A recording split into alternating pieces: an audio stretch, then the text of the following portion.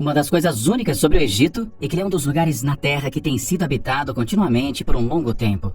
Como tal, a Terra tem rendido muitas descobertas fascinantes sobre os costumes e práticas dos antigos habitantes, a maioria deles desconcertantes para os cientistas.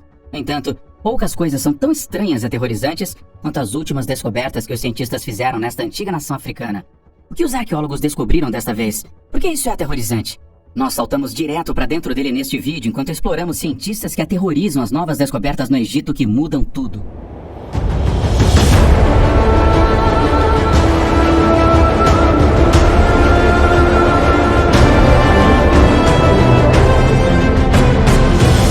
O que poderia ser a maior descoberta do século? Os arqueólogos anunciaram a descoberta do labirinto perdido do Antigo Egito. Você ama mistérios? O Egito é certamente um lugar que está cheio de mistérios. Alguns deles têm milhares de anos de idade e não estão perto de serem resolvidos. Entretanto, um desses mistérios pode finalmente ter sido resolvido com a descoberta do Labirinto do Havaí. Os restos de um labirinto perdido foram encontrados abaixo da areia de um famoso local em pirâmide. No que antes se pensava ser uma estrutura mítica, conhecido como Labirinto, a pirâmide do Havaí era um dos locais mais visitados do mundo antigo. Dentro desta estrutura quase mítica que também serviu como complexo funerário, o famoso historiador Heródoto afirmou ter contado 3.000 salas durante o século V a.C. Ele e outros autores, como Strabo, tiveram a oportunidade de visitar o labirinto em seus dias. De acordo com Heródoto, o labirinto estava situado um pouco acima do lago de Moires e quase em frente ao que é chamado de Cidade dos Crocodilos. Antes de saltarmos no que os cientistas desenterraram no Hawara, aqui está a descrição de Heródoto do majestoso e misterioso labirinto. Isso eu realmente vi, um trabalho além das palavras. Pois se alguém juntasse os edifícios dos gregos e exibisse o trabalho deles, eles pareceriam menores tanto em esforço quanto em despesas para esse labirinto. Mesmo as pirâmides estão além das palavras, e cada uma era igual a muitas e poderosas obras dos gregos. Ainda assim, o labirinto supera até mesmo as pirâmides. Enquanto o labirinto permaneceu escondido por milhares de anos, alguns estudiosos foram capazes de chegar a uma descrição do magnífico complexo com base no que os escritores antigos haviam gravado sobre ele. A estrutura tinha 12 quadras cobertas, com portões virados um para o outro, 6 do lado norte e 6 do lado sul, unindo-se um ao outro. Havia um muro o cercando de todos os lados. Este complexo tinha 2 tipos de câmaras, uma abaixo do solo e a outra em cima. Nelas, 3.000 salas foram abertas. As passagens atravessam as câmaras e são enfeitadas para a maravilha interminável dos visitantes. Havia um enorme telhado de pedra feito com os mesmos materiais que as paredes, que eram cobertas com figuras. Cada quadra era cercada por pilares de pedra branca encaixados perfeitamente. E no final do labirinto, no canto do mesmo, há uma grande pirâmide, sobre a qual grandes figuras são esculpidas. Outras decorações incluíram incríveis hieróglifos e pinturas. O enigmático complexo subterrâneo pode ser encontrado hoje, a cerca de 100 km do Cairo, no Hawara. Ele foi visitado por um grupo de pesquisadores da Bélgica e do Egito que investigaram o local usando tecnologia de penetração de solo. Eles puderam confirmar a presença do templo subterrâneo não muito longe da pirâmide de Amenemhat III. Embora os céticos possam duvidar que o labirinto perdido tenha finalmente sido encontrado, o resultado da expedição mostrou claramente a presença de estruturas em forma de grelha e ordenadas nas profundezas da areia em níveis muito mais profundos do que Petrie alguma vez havia escavado. Agora, o deserto do Saara cobre vários países, incluindo o Egito, e o país africano também tem nos surpreendido com o passado. Você pode ter visto as pirâmides do Egito em cartazes de turismo, mas você sabe o que tem escondido em uma delas? As pirâmides egípcias são algumas das mais magníficas estruturas feitas pelo homem na história. Seus tamanhos maciços refletem a importância dos faraós na antiga sociedade egípcia. Elas foram colocadas em um lugar entre o humano e o divino, e acredita-se que tenham sido escolhidas pelos próprios deuses para servir como seus mediadores na terra. Na verdade, as pirâmides estavam tão amarradas aos reis que os lados lisos e angulosos da pirâmide simbolizavam os raios do sol, e foram projetadas para ajudar a alma do rei a subir ao céu e se juntar aos deuses, especialmente o deus do sol, Ra. E qual que era então o propósito das pirâmides? Os antigos egípcios acreditavam que quando o rei morria, parte do seu espírito ficava com o corpo. As pessoas então cuidavam adequadamente do espírito do rei para que o seu corpo fosse mumificado, e tudo que ele precisaria na vida após a morte era enterrado com ele, incluindo todos os adereços da realeza, como vasos de ouro, móveis e outras ofertas. Embora as pirâmides tenham sido construídas desde o início do Velho Reino até o final do período ptolemaico do século V d.C., a construção da pirâmide atingiu seu auge no último terço. Não parou e continuou até por volta do 6º ano, por volta de 2325 a.C. Uma das pirâmides mais populares é a pirâmide de Gizé. Acredita-se que seja o túmulo de um dos primeiros faraós do Egito, o rei Khufu, e tem 140 metros de altura e 230 de comprimento. A pirâmide de Gizé contém 3 câmaras principais que conhecemos: a Câmara do Rei, a Câmara da Rainha e uma câmara subterrânea que parece inacabada. Há também um corredor de 47 metros de comprimento que leva à Câmara do Rei chamado Grande Galeria. Os cientistas se propuseram a verificar a estrutura interna de uma pirâmide para ver se existem salas, cavidades, buracos, corredores ou o que quer que não tenha sido descoberto anteriormente. Eles usaram um método conhecido como muografia cósmica e que encontraram levantou mais perguntas do que respostas, incluindo algumas áreas totalmente vazias, no que deveria ter sido rochas sólidas. Eles descobriram um grande vazio, estimado entre 30 e 40 metros de comprimento. Na verdade, o que intrigou os cientistas foi o propósito desta câmara secreta, que está localizada em um plano obviamente especial. As sugestões incluem que ela contém outro túmulo ou até mesmo ouro. Uma razão pela qual os cientistas ficaram fascinados foi que a pirâmide de Gizé é basicamente desprovida de coisas com as quais as pessoas eram frequentemente enterradas, embora isso possa ser também aos ladrões de tumbas. Eles não podiam tocar no grande vazio, então o que quer que ele originalmente contivesse deve estar intacto.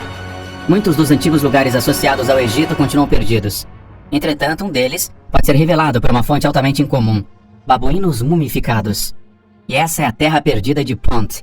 Enquanto a mumificação mais elaborada era realizada com frequência para a realeza e a elite, às vezes os animais também desfrutavam da honra. Graças a esse privilégio, os restos de alguns babuínos puderam nos ajudar a localizar o local da antiga terra de Punt, um dos valiosos parceiros comerciais do Egito. Os textos egípcios antigos colocam Punt em algum lugar ao sul e leste do Egito, e mencionam que era um lugar que podia ser alcançado tanto por terra quanto por mar. No entanto, uma grande região se encaixa perfeitamente. Qualquer lugar que caísse na faixa da Península Arábica, ao nordeste da Somália, sul do Sudão e norte da Etiópia ou Eritreia, poderia ser a terra de Punt.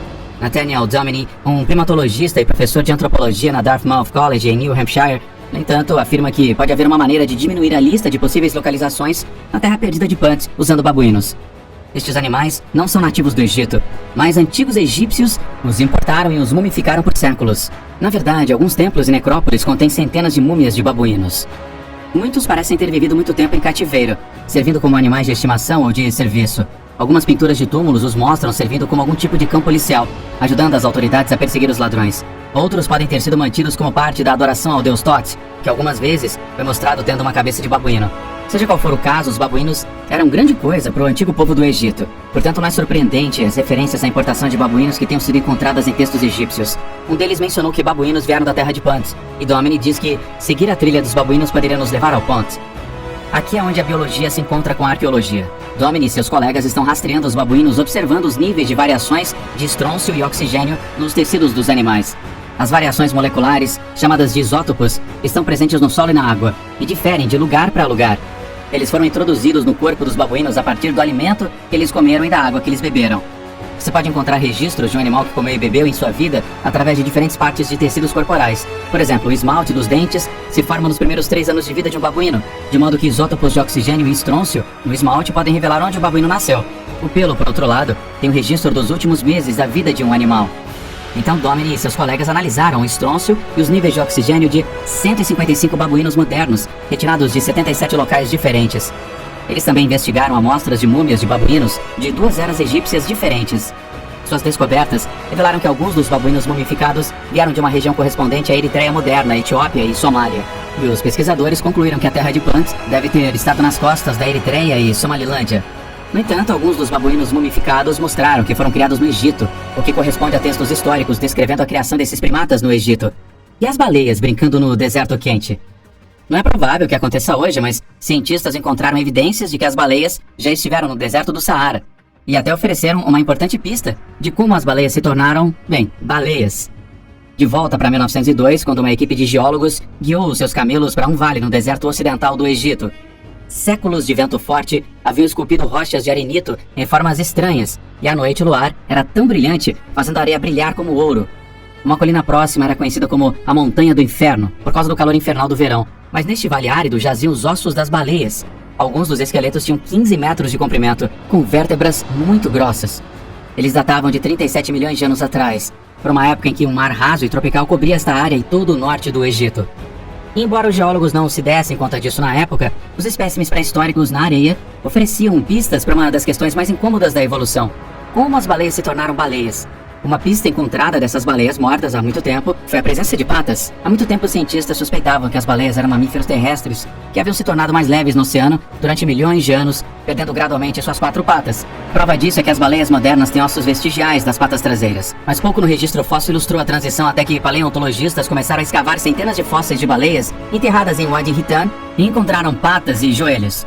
Espécimes mais antigos de baleias com patas foram identificados desde então, mas os de Wadi Rum são inigualáveis em seu número e estado de preservação. O vale, a cerca de 3 horas de carro do Cairo, é agora um patrimônio mundial da Unesco, visitado por cerca de 14 mil pessoas a cada ano. Os paleontólogos especulam que os ancestrais das baleias eram carniceiros ou pessoas que viviam perto do mar. Cerca de 55 milhões de anos atrás, eles começaram a passar mais tempo na água. Primeiro comendo peixes mortos ao longo da costa e depois perseguindo presas e depois andando mais profundamente. Como eles fizeram, alguns deles desenvolveram traços que facilitaram a caça na água, e com o tempo eles não tinham mais que suportar o peso total do corpo no mar. Eles ficaram maiores, e as suas espinhas dorsais e costelas se alargaram. A maioria dos fósseis no vale pertence a 2 tipos. Os basilossauros, que eram gigantes com um corpo quase semelhante ao de uma enguia. O Dorodon, mais pequeno, mas fortemente musculoso, parecia uma baleia moderna, pelo menos até a sua boca que se abria para revelar uma mandíbula forrada com punhais serrilhados ao invés de dentes em forma de cavilha. Os fósseis de mais de 75 baleias já foram encontrados no meio do deserto do Atacama, no Chile. Como elas foram parar lá tem sido um tema de debate entre os cientistas. Ainda andando pelo Egito, a próxima descoberta não é para os fracos de coração, porque envolve suco de múmia. Sim, um tipo de múmia egípcia. Tudo começou quando os trabalhadores encontraram uma tumba de granito preto de 16 pés subterrâneos durante a construção de um prédio de apartamentos na histórica cidade portuária do Mediterrâneo. A câmara funerária tinha mais de 2.000 anos e rapidamente se tornou uma sensação na internet. Imagens horripilantes de um trio de esqueletos flutuando numa sopa turva levaram aos rumores de que suco de múmia continha propriedades medicinais e sobrenaturais, com pessoas ansiosas para engarrafar esse suco e vender esse material. Outros temiam que sua coloração estranha significasse a presença de um metal como o mercúrio. O grande sarcófago de granito preto foi desenterrado, apesar do medo de que isso desencadearia uma antiga maldição.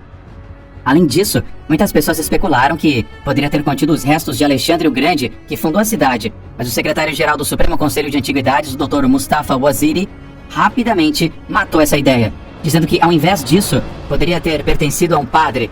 Mas então a descoberta de possíveis danos com flechas em um dos crânios significa que os ossos provavelmente pertenciam a oficiais militares, de acordo com uma declaração divulgada pelo Ministério das Antiguidades do Egito. Então o que era esse suco de múmia? Ele realmente tinha conotações sobrenaturais? Decepcionantemente, não. As autoridades revelaram que o líquido não era nem suco para múmias, que contém o elixir de vida, e nem mercúrio vermelho, mas algo muito mais terrestre e menos atraente: água de esgoto. O Waziri disse que os esqueletos tinham se desintegrado parcialmente porque a água do esgoto de um prédio próximo tinha vazado para o sarcófago através de uma pequena fenda de um dos lados. Mas enquanto as maldições que vêm com a abertura de tumbas antigas, ou eram apenas rumores que esse caixão em particular não tinha maldições a oferecer, porque o Waziri disse que foi o primeiro a colocar a sua cabeça dentro do sarcófago e aparentemente nada havia acontecido com ele. Se você pudesse conseguir $1 por cada túmulo antigo encontrado no Egito, você estaria entre os indivíduos mais ricos do mundo. Entretanto, algumas dessas tumbas são mais misteriosas que as outras, e os cientistas ainda não podem contar com certeza as histórias dos indivíduos enterrados nelas. Uma dessas sepulturas pertence a uma mulher que claramente tinha uma conexão real, mas cuja identidade não pode ser verificada. A sepultura foi encontrada entre as grandes pirâmides dos velhos reinos do Egito. O que chamou a atenção dos pesquisadores foi uma inscrição em seu túmulo, que se referia a ela como a esposa do rei e a mãe do rei. Quando esta mulher estava viva há cerca de 4.500 anos, ela deve ter sido uma mulher muito poderosa. Na verdade, ela teria sido uma das pessoas mais poderosas do mundo na época. Nenhuma outra mulher no reino teria chegado perto. Entretanto, na morte, ela foi reduzida a mais uma humana que viveu milhares de anos antes de nós. A mulher misteriosa foi chamada de Khentacawes III, sob a suposição de que ela era filha da rainha Khentacawes II. Eles acreditam que ela pode ter sido a esposa do faraó Neferefre e a mãe do faraó Mekahor, mas eles realmente não sabem. Eles estão apenas adivinhando. Se o nome dela era Khentacawes III, então não há nenhuma referência a ela em nada que nós já tenhamos encontrado. Talvez futuras descobertas possam lançar luz sobre este misterioso membro da classe dominante. Quando foi a última vez que você encontrou um objeto antigo e se perguntou exatamente para que ele foi usado? Além de seus criadores não saberem para que os usavam, o Anel de Clayton foi encontrado na parte mais inóspita do deserto do Saara, no Egito. Com o nome do geógrafo e explorador do deserto, P.A. Clayton, 1896-1962, os anéis de Clayton são cilindros cônicos de cerâmica abertos em ambas as extremidades. Eles são sempre encontrados com um ou mais discos de cerâmica perfurados que são sempre um pouco maiores que a abertura menor do anel, mas não cabem como tampas. Alguns foram feitos sob medida por ceramistas como um conjunto. Outros foram retrabalhados a partir de potes e shards antigos, como os que estão em exposição. Esses objetos não foram usados pelos egípcios que viviam ao longo do Nilo. Ao invés disso, eles formavam uma parte importante do kit dos pastores nômades que habitavam oásis de Dhaka durante as primeiras dinastias do Egito, chamadas de culturas Sheikh Muftar. Anéis e discos de Clayton foram encontrados no oásis ao redor de campos de caça e pastoreios sazonais desta cultura, mas também em lugares de até 300 quilômetros de distância de fontes de água permanentes, além do alcance seguro de qualquer outro pastor ou caçador. O que tornou estes objetos tão cruciais que as pessoas se deram ao trabalho de levar esses anéis de Clayton para longe do deserto? Esta é uma pergunta que ainda não foi respondida. É fácil esquecer que o antigo povo do Egito era humano como nós em muitos aspectos. Eles eram vaidosos e tinham suas inseguranças também. Esse é o caso de Djedefre, que queria construir a pirâmide mais alta. No entanto, este rei não tinha recursos para superar os outros, então ele enganou um pouco. Ele construiu a sua própria pirâmide em uma colina. Djedefre também construiu um par de pirâmides de satélites menores por perto. A pirâmide principal foi construída sobre um afloramento rochoso usando pedras. Djedefre usou um método comum à terceira dinastia, escavando uma trincheira na parede norte que desce para encontrar um eixo vertical, ao invés de construir uma pirâmide, e depois cortar na rocha para criar uma câmara. Um depósito de fundação foi enterrado no corredor descendente, que inclui uma lâmina de machado de cobre. O corredor leva à antecâmara e à câmara funerária, onde um fragmento de granito rosa foi considerado como parte do sarcófago do rei. Há um nicho na parede leste do núcleo da pirâmide, que pode ter segurado a porta falsa. Djedefre certamente tinha um gosto único em cores. As camadas inferiores do revestimento eram de granito rosa. Pensou-se que a pirâmide principal do satélite era destinada a uma de suas esposas, mas poderia ter funcionado como um edifício de culto. Outra pirâmide foi descoberta recentemente no canto sudeste da pirâmide. Ela tem um eixo em frente à face norte, que leva a um corredor com duas câmaras a oeste e uma a leste. Fragmentos de um sarcófago de calcário descoberto em uma dessas câmaras podem ter sido inscritos com o nome de Eptefres, outra das esposas de Djedefre. A escavação no local produziu muitos objetos fascinantes, incluindo um grande frasco e prato de alabastro, muitos fragmentos de cerâmica e duas tampas de alabastro que podem ter sido parte de um conjunto de frascos de Canopic. A placa tem a inscrição correspondente ao nome Horus de Khufu. Djedefre tinha um fosso escavado no lado leste da pirâmide, que poderia ter servido como um fosso para barcos.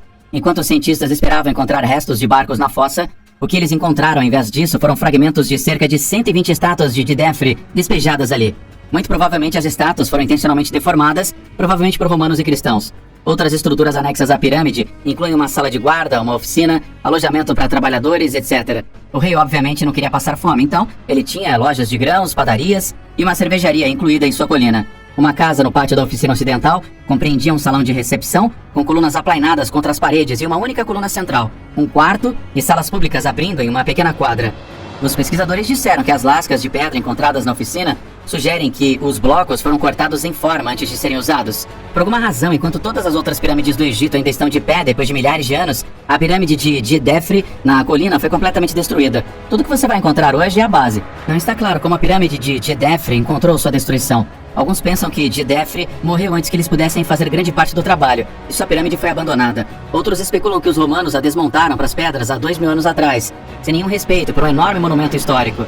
E ainda, outros pensam que o povo do Egito simplesmente não gostou de Djedefre e puxou sua pirâmide para baixo, pro pesar dele. Então, quando a lâmpada foi inventada?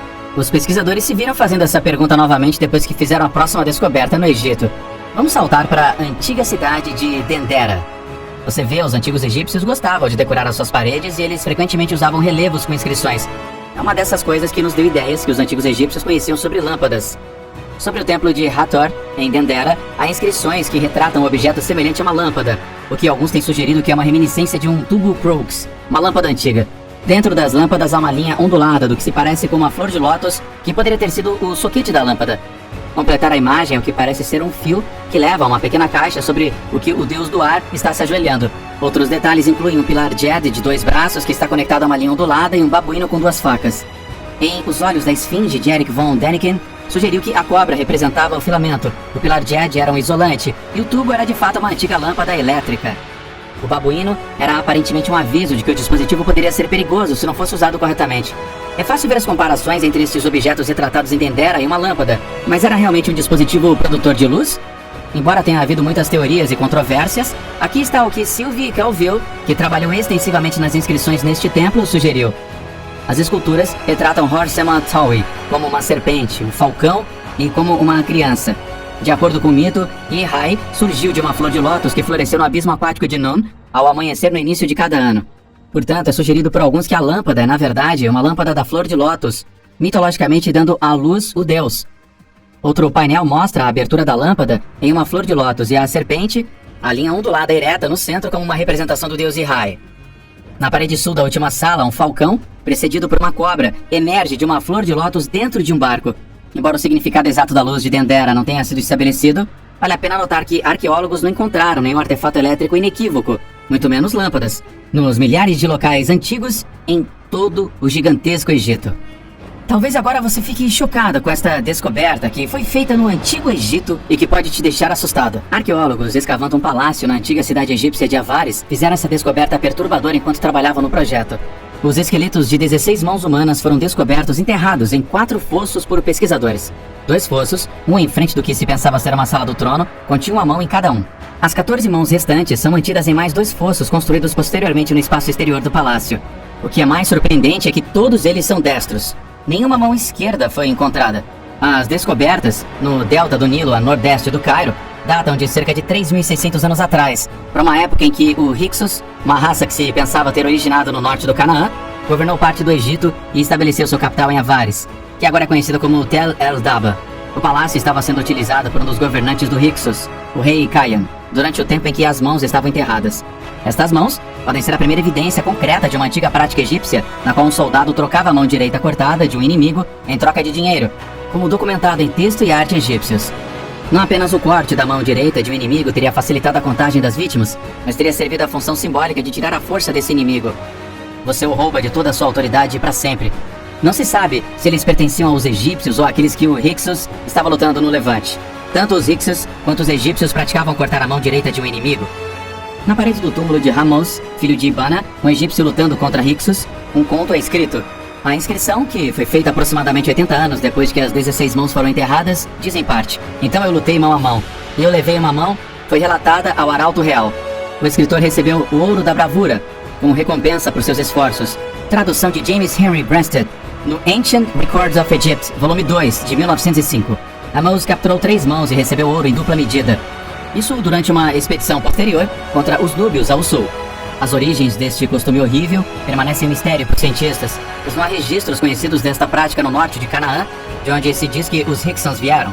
Pode ter sido um ritual egípcio que eles aprenderam com os egípcios, ou pode ter começado em algum outro lugar completamente diferente. Como a prova mais antiga desta prática, é importante notar que no Antigo Egito, o tratamento brutal dos prisioneiros não era nada novo. Um artefato de 5.000 anos de idade, a paleta Narmer, retrata prisioneiros abatidos e um faraó prestes a pisar na cabeça de um homem de joelhos na época da unificação do Antigo Egito. A influência do antigo reino egípcio era tão grande que objetos relacionados com o reino podiam ser encontrados a milhares de quilômetros de distância. Foi isso que os arqueólogos perceberam com uma misteriosa descoberta em Tel Hazor, no norte de Israel. A própria cidade tem sido um tesouro para arqueólogos, mas encontrar uma parte de um egípcio de 4.000 anos de idade chocou totalmente os cientistas. Não há dúvida de que este artefato, inexplicavelmente enterrado longe do Egito, teve origem egípcia. As patas de uma estátua da Esfinge, que repousa em sua base, tem uma inscrição de hieróglifos, nomeando o rei Mycerinos. Este faraó, em particular, governou em 2500 a.C. e autorizou a construção de uma das 3 pirâmides de Gizé, onde ele foi consagrado. Esta parte da Esfinge é de extrema importância, sob muitos pontos de vista. É a única esfinge deste rei conhecida no mundo. Nem mesmo no Egito foi encontrado algo parecido com isso. Ela é também uma única peça monumental da escultura egípcia encontrada em qualquer parte do Levante até agora. O Levante é outro nome para a região que se estende ao leste do mar Mediterrâneo. Os cientistas dizem que a esfinge foi deliberadamente quebrada, assim como cerca de 10 outras estátuas egípcias que haviam sido encontradas anteriormente lá. O costume quando as cidades caíram era que a maioria das estátuas tinham a cabeça e as mãos cortadas, e estima-se que a esfinge cheia tenha tido 1 metro de altura, pesando meia tonelada. Os pesquisadores ainda estão procurando pelo resto do corpo nas proximidades, mas isso não é um trabalho fácil, já que o local cobre 200 acres. A escavação pode durar 600 anos, então talvez não prenda sua respiração aí nisso, tá? Todo verão, arqueólogos, estudantes e voluntários descem até Tel Hazor para descobrir como os antigos viviam. O lugar se tornou importante para a arqueologia bíblica, que visa iluminar os eventos na Bíblia. Estes escavadores encontraram muitos artefatos em Tel Hazor. Documentos descobertos nos contam sobre o povo antigo, incluindo nomes, cultura, culto, casamentos, divórcios, economias e tudo. A grande questão era, como a esfinge chegou a Tel Hazor em Israel? As sugestões incluem a esfinge, um presente dado pelo faraó, que foi enviado ao rei de Tel Hazor. A cidade era a capital de Canaã há cerca de 4.000 anos atrás. Sua população deve ter alcançado 20 mil habitantes, pois estava localizada em uma rota importante ligando o Egito e a Babilônia. Entretanto, não há como provar a origem da esfinge quebrada de 4.000 anos de idade. E quanto à descoberta de uma cidade inteira enterrada no subsolo? O famoso egiptólogo Zahi Hawass anunciou a descoberta da Cidade Dourada Perdida. Ele também diz que a cidade, conhecida como Aten, é a maior cidade antiga a ser descoberta no Egito. A cidade existiu até o reinado de Amenhotep III, um dos reis mais poderosos a governar a nação antiga. Ele foi rei de 1391 a 1353 a.C. A cidade ainda existia quando os faraós Ai e Tutankhamun, cuja tumba quase intacta foi descoberta nos Vales dos Reis pelo arqueólogo britânico Howard Carter em 1922, estavam no poder. A descoberta de Aten nos ajuda a ver como era o Egito no auge de sua influência e riqueza. A escavação já revelou um grande número de achados arqueológicos valiosos, como joias, cerâmica colorida, amuletos de escaravelho e tijolos de lama com selos de Amenhotep III. A equipe começou as escavações na margem oeste de Luxor, perto do Vale dos Reis, cerca de 500 quilômetros ou 300 milhas ao sul da capital Cairo. Os restos estavam em condições surpreendentemente boas, com paredes quase completas, ainda de pé, e salas contendo as ferramentas que os antigos egípcios usavam em sua vida cotidiana. Eles já desenterraram uma antiga padaria, um distrito administrativo e uma área residencial. Como um território que tem sido habitado por milênios, locais de sepultamento não são uma descoberta surpreendente no Egito. O que é surpreendente é a natureza e a escala desses antigos lugares de descanso. Veja, por exemplo, 5 túmulos descobertos em Saqqara, na vasta necrópole ao sul do Cairo. De acordo com o Ministério de Antiguidades do Egito, as tumbas de pedra datam do Velho Reino, cerca de 2700 a 2200 a.C., e do primeiro intermediário, cerca de 2181 a 2055 a.C. As tumbas, que estão gravadas com formas coloridas, pertencem aos altos funcionários. Um dos túmulos pertence a uma mulher que poderia ser a esposa de um homem chamado Yaret, e tem um poço de sepultamento retangular. Outro túmulo pertence a Pepe Nefani, que foi supervisor da grande casa, um padre e o purificador da casa. Ele tem um poço de sepultamento de 6 metros de profundidade. Outro túmulo, que consiste de um poço de enterro de 6 metros de profundidade, pertence a uma mulher chamada Peti. Era a sacerdotisa de Hathor, a deusa da fertilidade e do amor. A quarta foi construída por um homem chamado Henu, o superintendente e supervisor da Casa Real, e consiste de um poço retangular de 7 metros de profundidade. É um fato bem conhecido que os antigos egípcios eram fastidiosos com seus rituais de sepultamento. E milhares de anos depois, estes túmulos são capazes de nos dar muitos detalhes sobre a vida e os tempos dos indivíduos ali enterrados. O século XIX foi marcado por algumas descobertas espantosas, como o túmulo extravagante de Tutankhamun, no Vale dos Reis. Não é segredo que os governantes do Antigo Egito gostavam de construir tumbas luxuosas e monumentos elaborados. Eles os inscreviam com seus nomes e realizações em hieróglifos. Alguns até deixaram mensagens crípticas que os arqueólogos não foram capazes de decodificar até hoje. Depois de cuidadosas escavações, pesquisas e traduções, os estudiosos modernos têm usado esses túmulos e hieróglifos para ajudá-los a traçar a história do Egito e dividi-la em 3 períodos distintos. Os egiptólogos estão começando a entender melhor a obsessão dos antigos egípcios com a morte e a vida após a morte, com cada nova tumba e câmara subterrânea secreta que eles desenterram. O processo altamente sofisticado de mumificação também fala muito sobre seu desejo de preservar seus restos mortais. Hoje vamos falar sobre alguns dos túmulos recentemente descobertos que anteriormente estavam escondidos sob os montes de areia. Estes achados chocantes ainda hoje são um tanto indecifráveis para os cientistas. Muito recentemente, arqueólogos no Egito relataram que eles haviam descoberto um tesouro de artefatos antigos na necrópole de Saqqara. Isso inclui múmias e estátuas de bronze de 2.500 anos atrás. Havia 250 sarcófagos com múmias incrivelmente bem preservadas dentro delas. Mustafa Waziri, o secretário-geral do Conselho Supremo de Antiguidades do Egito, disse que de um dos sarcófagos de madeira, eles recuperaram um papiro completo e selado. Eles imediatamente transferiram esse documento para um museu para análise mais aprofundada, pois ele acredita que este papiro é similar aos que discutem o Livro dos Portões e o Livro dos Mortos, encontrados há 100 anos. 150 estátuas de bronze, de deidades egípcias e instrumentos usados em rituais que datam do ano 500 a.C. também foram recuperados desta escavação. Através de todos os seus altos e baixos, Saqqara representa 3 milênios de história, cultura e política egípcias antigas. Este local tem sido um alvo principal para a investigação arqueológica há séculos. Ele tem produzido muitas tumbas impressionantes. Uma dessas tumbas, incrivelmente preservadas, data da 5ª dinastia. Foi descoberta em novembro de 2018 por uma equipe liderada pelo Dr. Mustafa Waziri. Este túmulo pertence a Wati, um homem que foi colocado para descansar no vasto cemitério real. A sua tumba colorida e decorada com bom gosto está aparentemente intacta. Foi enterrado a 16 pés debaixo da areia em Saqqara Necrópolis. Apesar de ter 4.400 anos de idade, a cor desse túmulo ainda está intacta. O túmulo do proprietário Wati costumava servir ao rei Neferikaki, que governou o antigo reino Egito durante a quinta dinastia do Velho Reino. Além do nome do falecido, há hieróglifos gravados na pedra acima da porta desse túmulo. Estes hieróglifos revelam seus títulos, incluindo sacerdote real de purificação, supervisor real e inspetor do barco sagrado. Adam Dodson, um egiptólogo da Universidade de Bristol, define-o como uma capela de túmulo cortado na rocha. De acordo com ele, até agora descobriram a parte pública do complexo. Aqui é onde os amigos, famílias e padres vinham deixar suas oferendas para os mortos. Relevos pintados, esculturas e inscrições cobrem as paredes da galeria retangular deste túmulo. Nestes relevos, você pode ver Wati, sua esposa Weret Ptah e sua mãe Merit Min, e cenas cotidianas da sua vida, incluindo caça, navegação, criação de cerâmica, móveis e muito mais. 18 nichos no túmulo estão cheios de enormes estátuas pintadas do padre e de sua família. Há também 26 estátuas menores de uma pessoa não identificada, provavelmente um escriba. Os arqueólogos egípcios que trabalham aqui descobriram 5 poços no túmulo. Um desses poços estava aberto e vazio, mas os outros 4 ainda estão selados. Os egiptólogos estão animados para descobrir o que está escondido nestes poços.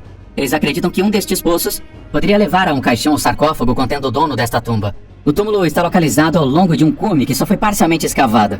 Há uma chance de que segredos e tesouros mais incríveis possam aparecer aqui em uma escavação posterior.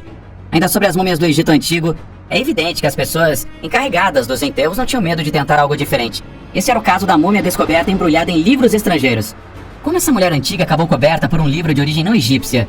Em 1868, o Museu de Zagreb, na Croácia, adquiriu a múmia egípcia de uma mulher. Seu dono anterior havia removido seus invólucros, mas se agarrou a eles. Esta múmia não era de origem real, mas o embrulho dela segurava um fascinante quebra-cabeças.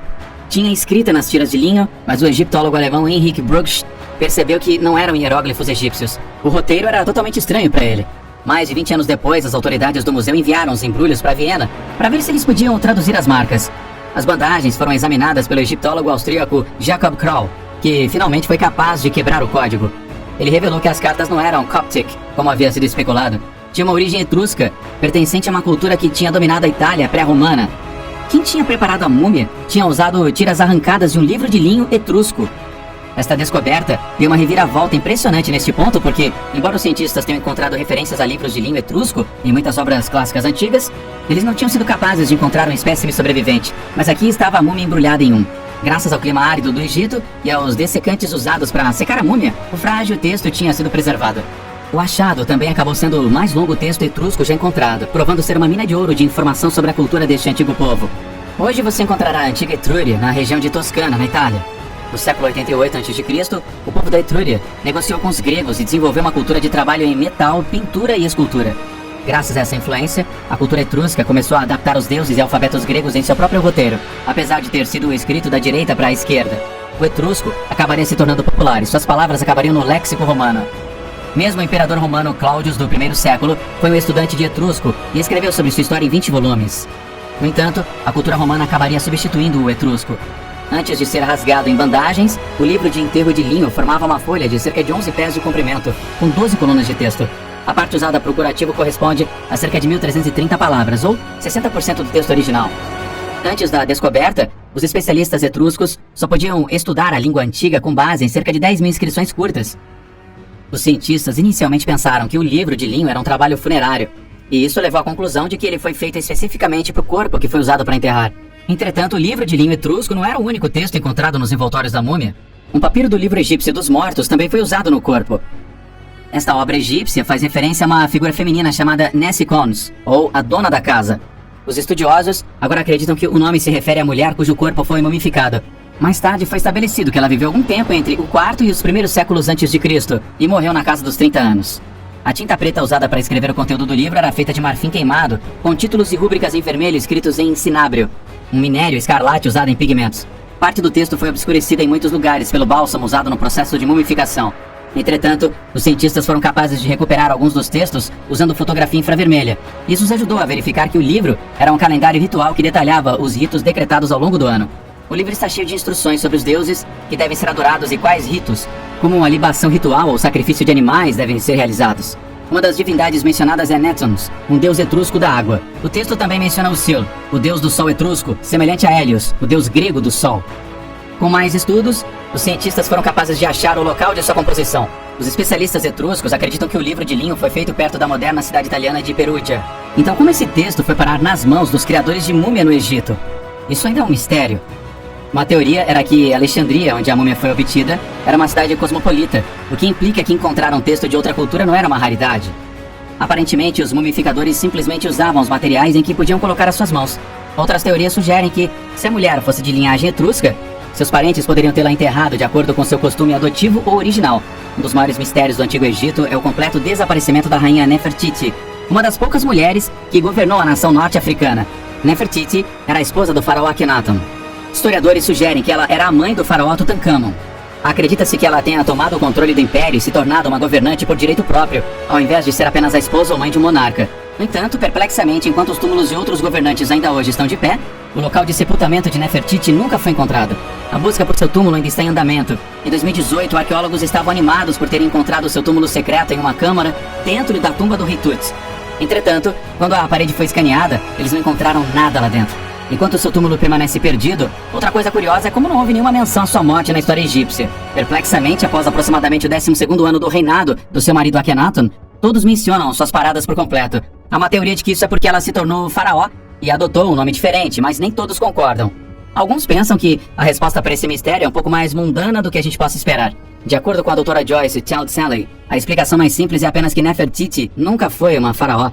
A doutora Child-Salley acredita que as pessoas fizeram um grande negócio com Nefertiti nos anos 1920 porque uma escultura de seu rosto se tornou popular.